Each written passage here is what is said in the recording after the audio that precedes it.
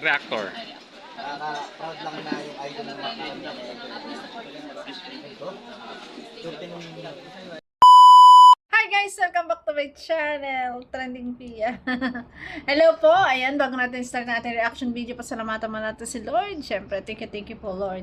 At siyempre guys, pasalamatan natin na may-ari ng video. Ayan, kay Bibi Beyonce na post. At siyempre, kay Kalingap Edu. Kung hindi ka pa nakasubscribe, subscribe ka na po. At kung hindi ka pa naka-follow sa page po ni Bibi Beyonce, ayan, Beyonce Jane Elona Batalero, ayan, search nyo lang guys at makikita nyo na yan.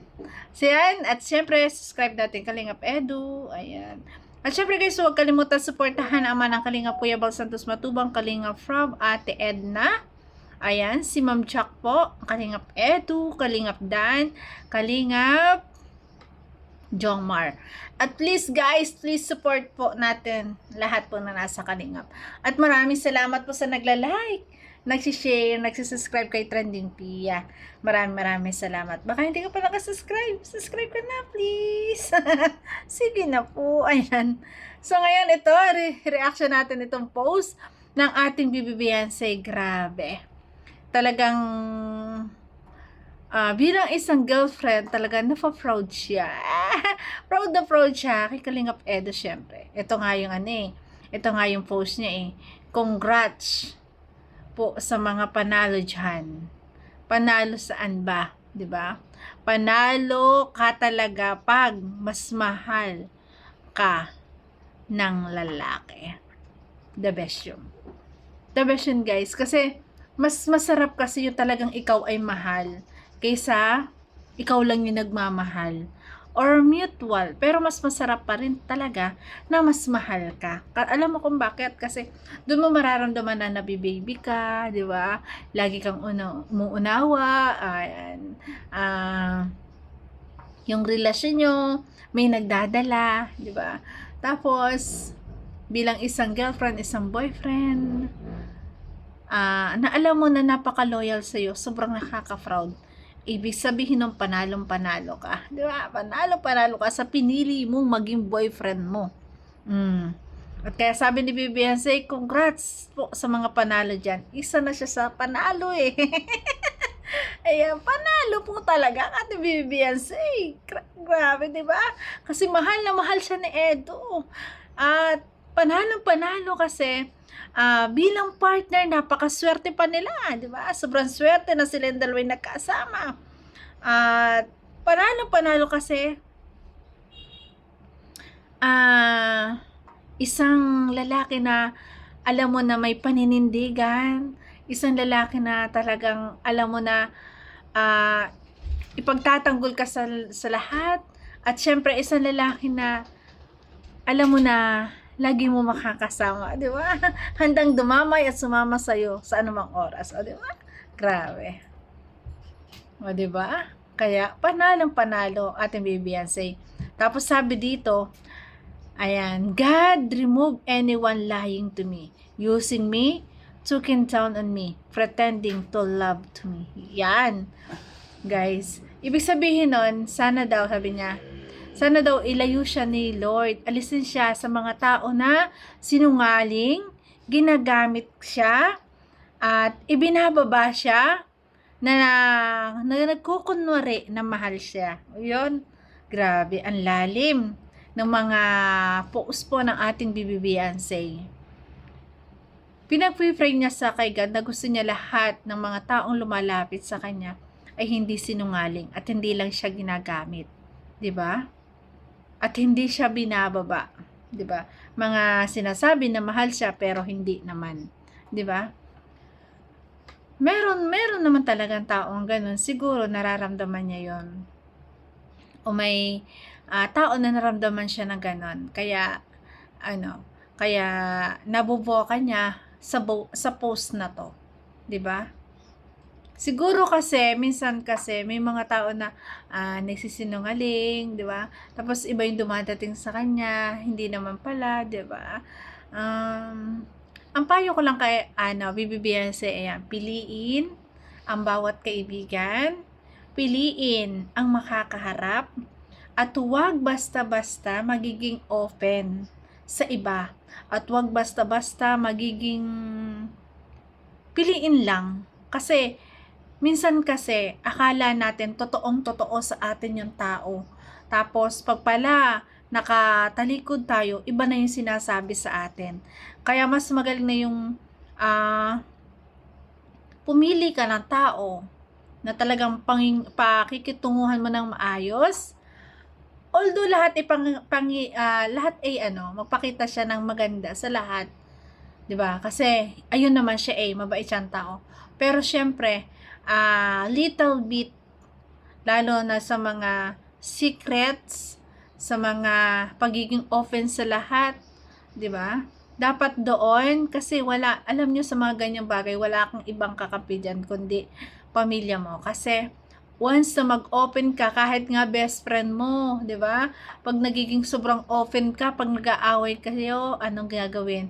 Ibubulgar ka, 'di ba? Nakakataon na ganoon. Kaya mas magandang best friend, mas magandang talaga ang kanyang nanay, 'di ba? Kanyang mga kapatid. Kasi alam mo, yung mga taon 'yun, kahit mag-open ka ng ano-ano, hindi ka mapapahama kasi pamilya mo, 'di ba? Minsan kasi, 'di ba? May mga tao talaga na minsan nagiging open kayo, minsan nahulog yung loob mo, nasasabi mo yung lahat ng nasa loob mo. Pero at the end, sinisiraan ka, yung palang kinikwento mo, kinikwento rin sa iba. Ayan, iwas sa mga taong ganon. Ibig sabihin sa mga taong ganon, plastic, di ba? Mga tao na hindi dapat maging best friend or hindi naging ka-close yan. Iwas sa mga maka-close na tao. Kasi dito sa social media, guys, sa tagal ko na rin sa social media, alam nyo, ang tanging natutunan ko sa social media, iwas ka na lang sa mga tao. Maging ka na lang, ingatan mo lagi, ayan, iwas ka sa mga nakaka-chat mo, iwas ka sa sabihan mo kasi at the end, ikaw pa rin yung sisiraan. Ikaw yung magkakaroon ng butas para masiraan ka. Kaya sa social media, wala po ditong talagang tunay na kaibigan. Kasi lalo na't kung lahat ay hangad, ay sumikat, wala po. Ayan, mas magaling pa talagang maging close ka, maging open ka sa pamilya mo. Yun lang yung tanging kakampi mo. Pag dito sa social media, ay nako, yun, mapapahama ka. Kasi danas ko na po yan. Naranasan ko na yan. Mahirap po makipagkaibigan sa social media. Di ba? Mahirap. Siguro depende rin sa tao. Pero para sa akin, paalala lang po. Kasi naranasan ko na. Although hindi naman ang naranasan ko, mararanasan din niya. Ang akin ay advice lang. Di ba? Advice lang yon na kung pwede, ganun ang ating gawin kasi para makaiwas tayo sa mga issue.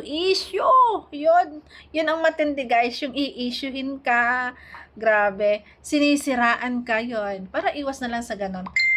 Ano na lang siya, yung pakitunguhan niya ng ayos pero never ka mag-open, lalo sa mga sensitive na mga bagay, di ba? So, yan. So, ito, guys, ayan. Dito, guys, pumunta, ayan, ito kasama ni Kalingap Edo, si Arjon, papunta po kay Nanay Rosa. Ito ay resibo, ako may resibo na talagang kasama dito si Bibi Beyonce. Panoorin natin ang napakasayang dalaw po ni Kalingap Edo at syempre ni Arjon at ni Bibi Beyonce. Kasi nasabi din ni Rensen TV na kasama talaga dito si Bibi Beyonce. Panoorin natin, guys. Arjon, nakita ko na yung isa nating target. Isang target. Nanay Rosa. Ani Rosa. Kanina ko pa ito hinahanap eh. Hinahunting. Ang kulit na dalag. Ang kulit na Edo. Ay! Magandang hapon po. Magandang hapon po. Bakit bigla ka Gigitlahin pa talaga nila eh. Pansin nyo, guys, sa mga vlog ngayon, sa mga upload ni Kalingap Edo, talaga kita mo talaga yung pagka-energy niya, yung tuwa niya, yung sigla niya sa vlog, pagkasama kanyang wifey. Di ba? Grabe. bakit nawala ka kanina? Ay, may konto. May tulong ang senyor. Kala ko na ano ka na, nakidnap ka na. Ang ganda ng ano mo ngayon ah. Ang ganda mo ngayon ah. Wow! May lipstick ka yata. Wow! Namumula. Lipstick. Wow, Ginamit mo lipstick. yung binigay sa'yo ah. Wow. Siya nga po pala, nagbisita kami dito kanina. Aha. Pinasok nito yung bahay mo oh. Ay, pabayaan mo. Sarili naman mo. Sariling tao. Aha. Tawag yun, nagnanakaw na naman yata oh. Pabayaan Ay, mo. grabe. Yata. Nag-ano yata. Matulog yata anak ko. Tuloy-tuloy naman. Yung Tuloy-tuloy aking na sa bangko ay hiniram diyan ay nung mga apo ko yan. Alin? Sobrang good vibes talaga, no? Pagkasama si Arjon. Nagaling sa Kaya nga, ang dami mong Bakasyon. bisita kanina. Ang dami mong bisita kanina. Mga ano yan? Aris Mindoro, nating pala ang kahapon ay nagbisita sa akin. Wow. Yung mga bisita mo, ang babata. Si nanay. Hindi ako kilala. Hindi ka Sabi ko, ay, kilala. ano po ako? Ako yung apo. Akong inampun Nawawala. lang. Ay, nga pwede. Ano nakita? Ano? Pag natawa siya, gustong-gusto ko yung tawa niya, Nanay Rosa eh. Oh. Ngayon mo lang nakita, na mismo pa. Oo, Si taga-datang gusto Arjan. mo kita Nanay Rosa. Bakit? Lagi ko nakakadad yung video nito na Nanay Rosa ay masayahin. Anong nagustuhan mo sa kanya na ano? Yung wala ka sa tumawa, tapos ano po. Tapos? Ang energy niya, ang lakas. Kaya mo naman din nawawala. Ngayon lang Energy. siguro. Nakakatuwa si Nanay Rosa. Ang ibig sabihin dito ni Arjon talaga, pagkasama mo talagang masaya kasi laging nakangiti. Di ba? Nakaka-good vibes. Ayan. Kaya na-miss talaga ni Arjon. Paano siya ni Dr. Lab, ano? Puro lang banog. Paano ba si Dr. Love? Daming tao doon sa ay sa pulungan. Bakit? Anong ginawa mo doon? Pulong ng mga senyor, tutoy. Ito may isda Ay dito. ako'y kinaong Tutoy. kanina. Ah. Ay yung Maalis isla na noong sana ako bisita dito. ko, yung mga binigay ng mga pinsan, naya, nakahapon, Nay, pag may nawala, ito may gawa. Oo. Oo ah. Singilin mo na lang pag may nawala dyan yung pera mo. Hala ka kay Nanay Rosa. Sigurado? Sigurado. Sigurado yan Wala ang... ang pera niyan. Bantayan mo ang mukha niya, tandaan mo ha. Kasi pag may nawala, yan ang may gawa. Nagagalit yan kapag pag may nawawalang pera. Mm-mm. Ayari ka, Arjon. Ang galit na Pag ito. doon ako ng babae, oh. Magaling ano. Bigla ang bisita po namin, biglaan ngayon. Nagulat ka. Nagulat ka. Sabi ko, ay, nayan yung mga anak ko, nagdating. Kinauna ko tutoy kanina ay may pulong ang mga senior niya. Oh, bakit? Sabi ni Ferding na Sina. Anong nakuha mo doon? Anong nakuha? 10K? May binigay sa'yo 10K? Wala. Hala. Magkano? May nakuha kang pera? Wala. Wala. Ano lang nakuha mo doon? Anong binigay? Binigyan yata si Sardinas. anak ko ng binigyan yata ng 2. Dalawang ano? Wow. Ibo. Dalawang... 2,000. Eh, sabi ko pambili lang ngayon ng ulam. Maghingi ka dyan. Mayaman tong apo mong yan, oh. Maghingi ka dyan, oh. Hayangan ako, Nay. Hayangan ako. Ako lang po yung pinakahayaman yung ako. Aba? Ang lupa. Ay, bigyan mo ng pera. Pagsalat ko sa YouTube. Pag si Arjon talaga, nakaka-good vibes sobra, no? Talagang yung vlog, ayan, nagdadala din talaga ng vlog, nakaka-good vibes. At ito, sino ang camera woman dito? Siyempre, si Bibi Beyonce. Yan, no? Awat sanggol na isinilang Wow. may sariling kapalaran. Wow. At nang ako'y magkamalay, wala sa akin ang paningin. Wow. Bakit ito ang palad ko? Nagawa ko. Luha ang siyang Luha ang siyang Nagawa ko, Nay. Gawa ko. tatanong sa may kapal. Ano bang kanta yun? Kung ba't Kung ba't ako'y nagkaganito. Nasaan ang liwanag? Willie Itong Garte, kanta po. landas ng ating buhay. Buhay. Ang galing naman na ni Bakit Rosa. ito ang palad ko? Wow. Kung ba't ako'y nagkaganito? Wow. Nasaan ang liwanag? Uy, Itong landas ng Tingnan nyo guys si Kalinga Pedo. Ayan. Ayan, enjoy sa kanta ni Nanay Rosa. At syempre, enjoy sa camera woman, no? Ay, grabe. Buhay. Wow. Ayan. Ay, grabe. Ayan. Wow, ang galing ni Nanay Rosa. Pagka ganito yung yung beneficiary mo, talagang mag-good vibes ka, no? Ang sarap laging dalawin. Kasi ayan nga, di ba? Napakasaya, kakantahan ka pa. At napakasayang kakwentuhan ni Nanay Rosa. Ang ganda to ako. Para si Dr. Lam.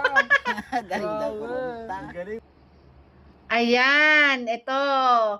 Di ba nakita nyo na si Kalingap Edo, yung lagyan ng habang kamay to, si BBBNC, yan, kasama. Ayan ang ebidensya, yan din ang suot po ni Arjon.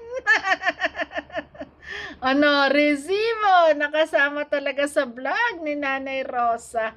Grabe. Di ba? Ayan, ang camera woman. Ayan, nag-TikTok pa sa loob ng sasakyan ni Kalingap Edo, di ba? Sinawa pa si Arjon. Di ba? Ayan na, ebidensya na talagang kasama si BBBNC. Ayan, hindi man ipakita sa camera, pero may nakukuha tayo na nakakapag-TikTok siya na kasama si Arjon, na ito rin yung suot ni Arjon. Di ba, guys? Ayan, humihili nga siya ng 4 na araw siyang kasama, kaso in-approve sa kanya 2 araw lang. Ayan, kasi nga medyo daw nangingitim at ayaw ni Kalingap Edo na mangitim ang kanyang YP. Kasi nga model, ayan, may inaalaga ang beauty. Di ba? Ay, grabe. Ayan, guys, ayan, Latina girl. Ayan, grabe. Talagang sana minsan may pakita rin, no? Kahit kunti at saglit lang. Pero syempre, hindi naman natin pipilitin yan. Syempre, respect natin ang mga desisyon ng bawat isa. So yun, guys, thank you for watching. At kung nagustuhan mo ang reaction video ko, pwede pala share and subscribe. Trending Pia po. Maraming salamat. God bless. Thank you po. Ingat palagi. I love you. 你的笑脸就像我的春天。